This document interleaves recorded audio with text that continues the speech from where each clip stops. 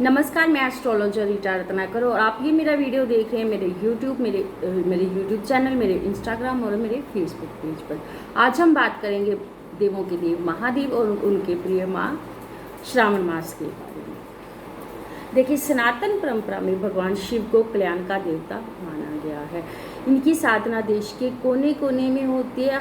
हर बड़े शिवालय में तो होती है, बट छोटे छोटे शिवालयों में भी आप बहुत भीड़ या जमावड़ा देख सकते हैं पूरे श्रावण मास में।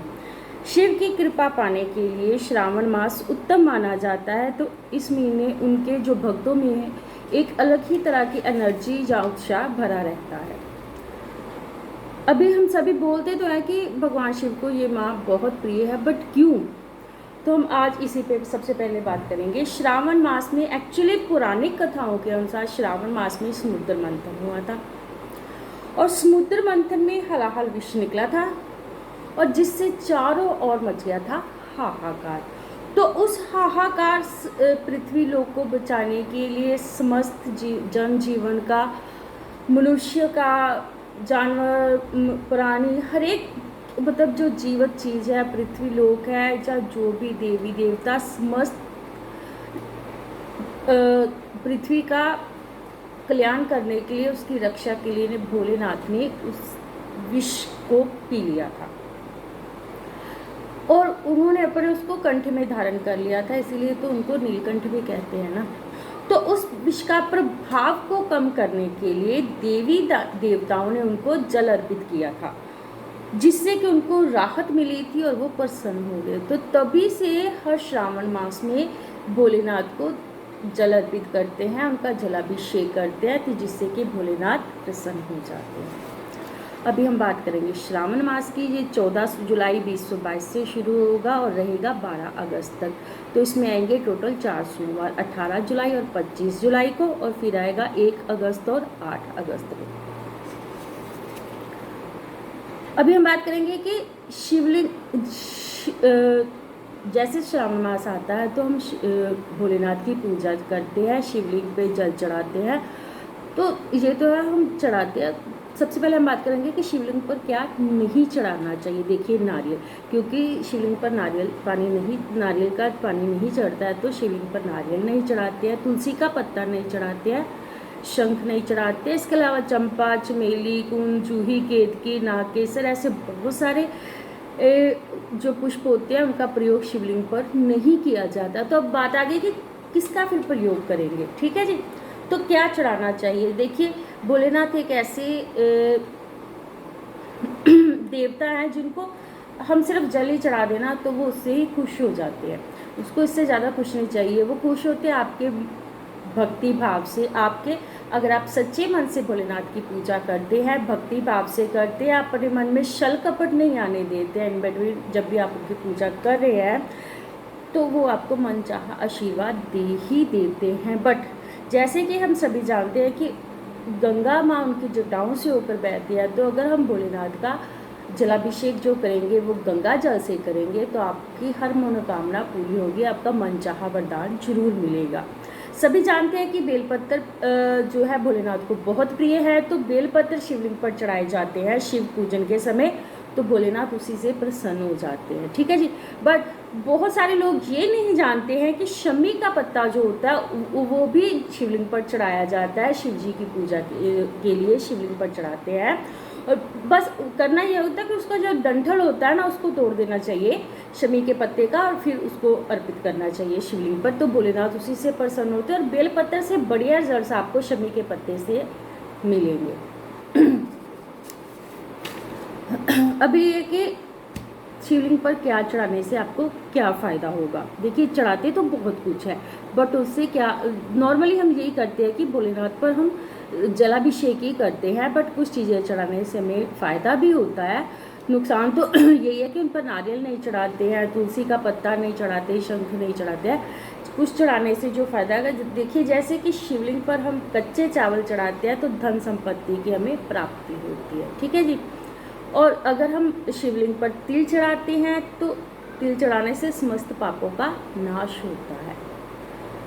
अगर हम शिवलिंग पर जौ चढ़ाएंगे तो आपकी लंबे समय से जो चली परेशानियां चली आ रही हैं वो आपकी धीरे धीरे ख़त्म होने शुरू हो जाएंगी।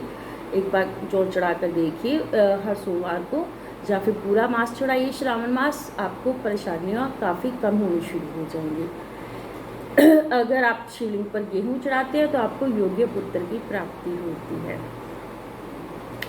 सभी संसारिक सुखों की अगर आप प्राप्ति चाहते हैं, सभी संसारिक सुख चाहते हैं तो शिवलिंग पर गन्ने का रस चढ़ाइए। जैसे कि मैंने बताया कि गंगा जल चढ़ाइए, गंगा जल से आपको मिलेगी बहुत, शिवलिंग पर गंगा जल चढ़ाने से आपको होती है भौतिक सुखों की प्राप्ति, साथ के साथ आपको मोक्ष की प्राप्ति भी होगी। शिवलिंग पर शहद अर्पित कीजिए, आपको मधुमेह की समस्या से राहत, काफ़ी हद तक राहत मिलेगी। बट मैं ये नहीं बोली कि आप मेडिसिन लेना छोड़ दीजिएगा, ठीक है जी। अभी हम कुछ उपायों की बात करते हैं। जैसे कि कुछ लोगों को शनि का प्रकोप होता है, तो शनि के प्रकोप से बचने के लिए आपको क्या करना है, श्रावण मास में किसी भी सोमवार को आपको लेना है कि मिट्टी का कलश, उसमें आपको जल डाल देना, उससे भर देना है पानी से आपको, और उसमें आपको डाल देने हैं काले तिल, और फिर आपको उसको कर देना है महादेव को अर्पित। आपको जरूर लाभ मिलेगा ही मिलेगा, 100% आपको इसमें फ़ायदा होगा, लाभ मिलेगा आपको। देखिए, भोलेनाथ की पूजा की सिर्फ एक ही कंडीशन है, आपके मन में छल कपट नहीं होना चाहिए, सच्चे मन से कीजिए, जो भी कीजिए पूरी निष्ठा से कीजिए, रिजल्ट्स आपको अच्छे ही मिलेंगे। फाइनेंशियल अगर आपको प्रॉब्लम चल रही है तो शिवलिंग, आप ऐसा करना है कि चाहे कितनी भी समय से आपको फाइनेंशियल प्रॉब्लम चल रही है, कैसी भी फाइनेंशियल प्रॉब्लम चल रही है, आपको करना है कि अपने घर में श्रावण मास, पूरा श्रावण मास में आप शिवलिंग की स्थापना करिए और उसकी प्रॉपर विधि विधान से पूजा कीजिए, जलाभिषेक कीजिए। आपको करना सिर्फ ये है कि जो भी आप शिवलिंग की स्थापना करते हैं ना, वो किसी पुरोहित पंडित जी से या जो भी पुजारी वगैरह होते हैं ना, उनसे करवाइएगा, प्रॉपर विधि विधान से कराइएगा, अदरवाइज़ आपको रिजल्ट्स नहीं मिलेंगे उसके, ठीक है जी। और अगर आप, जैसे आपको नौकरी में, जॉब में कोई भी प्रॉब्लम चल रही आ रही है काफ़ी समय से, तो उसके लिए आपको क्या करना है कि माता पार्वती को चांदी की पायल या बिछिया अर्पित कीजिए, उससे आपको फ़ायदा होगा जॉब में। लेडीज़ जो होती है वो माँ पार्वती को सुहाग का श्रृंगार का सामान चढ़ाती है, उससे आपका फ़ायदा होगा। देखिए, आपको बिजनेस से रिलेटेड कोई प्रॉब्लम है, करियर से रिलेटेड कोई भी प्रॉब्लम है, या जॉब से रिलेटेड कोई भी प्रॉब्लम है, तो आपको करना क्या है कि शिवलिंग का जलाभिषेक तो आपको पूरे श्रावण मास करना ही है। करना है कि जो आप उनको पानी, जो आप जल चढ़ाते हैं ना, उसमें आपको थोड़ा सा केसर डाल लेना है, तो आप फिर उससे आपको जलाभिषेक करना है।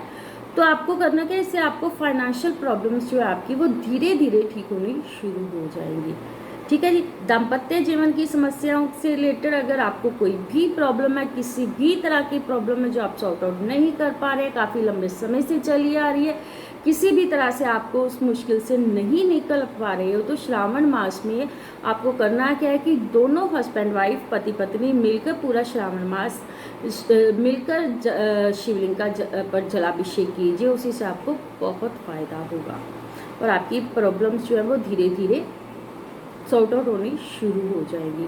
अभी बात करिए, देखिए, अगर श्रावण मास है तो भोलेनाथ की बात हुई, माँ पार्वती की बात हुई, तो नंदी जी की बात नहीं हुई। तो देखिए, नंदी जी की भी बात होगी, भोलेनाथ की बात है तो नंदी जी की भी हम बात जरूर करेंगे। तो देखिए, सोमवार को, श्रावण मास के हर सोमवार को आप बैल को नंदी जी का स्वरूप मानकर हरा चारा खिलाइए, आपकी परेशानियां धीरे धीरे ऑटोमेटिकली कम होनी शुरू हो जाएंगी, ठीक है जी। तो ये था हमारा आज का श्रावण मास स्पेशल और उससे रिलेटेड कुछ उपाय।